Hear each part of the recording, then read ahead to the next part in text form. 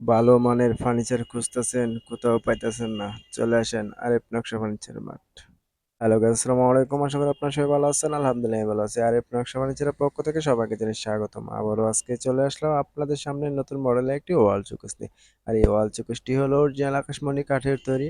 অনেকে জিজ্ঞেস করে থাকেন, ভাই আপনাকে মেশিনে দিয়ে নকশা কাজগুলো করে থাকেন? জি না ভাই, আমি কোনো মেশিনের নকশা কাজগুলো করি না।